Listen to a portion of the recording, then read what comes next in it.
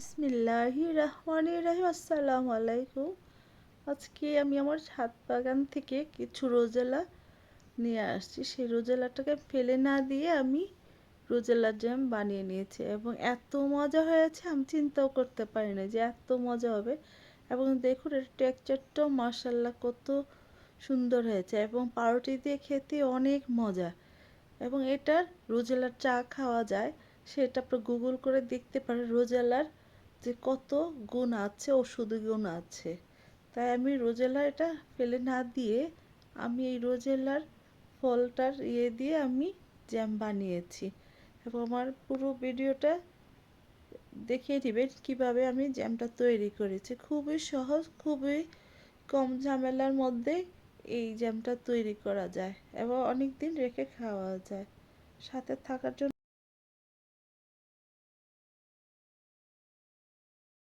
যে চুলায় অনেকটাই গরম হয়েছে, আমি খুব কম আছে এটাকে সিদ্ধ করে নিব।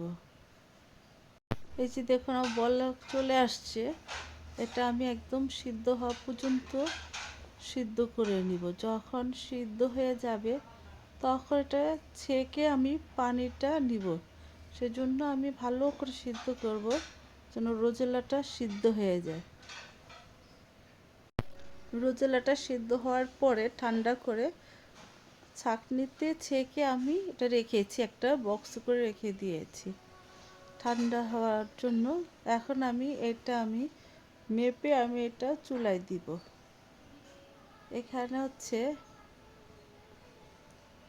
এটাকে আমি এখন চুলায় দিব, মেপে চুলায় দিব।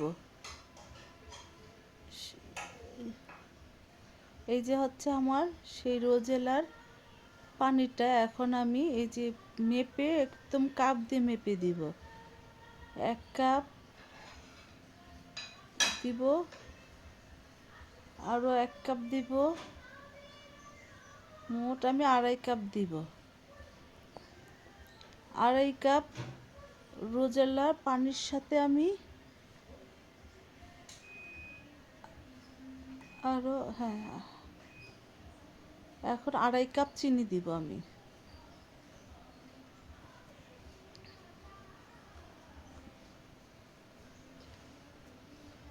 চিনি একটু কম দেওয়া যাবে না, যতটুক পানি ততটুক চিনি দিতেই হবে। এটা দিয়ে আস্তে আস্তে আমি নাড়িয়ে নিব। নাড়তে নাড়তে এটা এই যে কম আছে অনেকক্ষণ নাড়ব।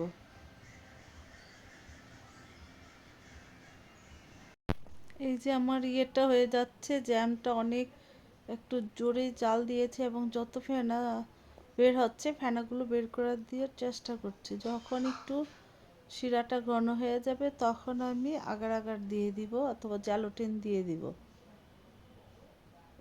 এই যে আমার প্রায় হয়ে যাচ্ছে।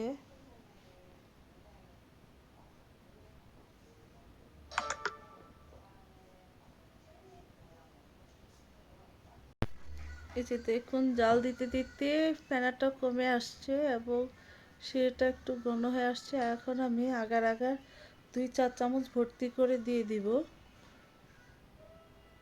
এবার আমার পরিমাণ মতো, আমি যেহেতু 2.5 কাপ পানি নিয়েছি রোজেলার, তাই আমার সেই পরিমাণ অনুযায়ী আমি এখন 2-4 চামচ আগার আগার দিয়ে দিব। এখন এটা ভালো করে মিশিয়ে অনেকক্ষণ পর্যন্ত নাড়তে হবে। নাড়তে নাড়তে এটাকে মিশাতে হবে যেন মিশে যায়। তো অনেকক্ষণ নাড়তে হবে, এটা ভালো করে মিশে গেলেই জ্যাম তৈরি হয়ে যাবে। এবং এটা খেতে এত মজা এবং এত স্বাস্থ্যসম্মত, এই রোজেলা জ্যাম খুবই স্বাস্থ্যসম্মত। এই যে দেখুন দর্শক বিন্দুরা, আমার রোজেলা জ্যাম হয়ে গিয়েছে একদম। এই যে আমার আগার আগারটা মিশে গেছে, হয়ে গেছে। এখন একটু ঠান্ডা করে আমি বয়ম যেহেতু ফেটে যাবে, আমি তাই বয়মে একটু ঠান্ডা করে করে ঢুকাচ্ছি। আর বেশি ঠান্ডা করে ঢুকানো যাবে না, তখন চাকা চাকা হয়ে যাবে। একটু গরম থাকতেই আমার বয়মটাতে ঢুকিয়ে নিতে হবে। আমি একটা পনিরের বয়মের মধ্যে আমি ঢুকিয়েছি।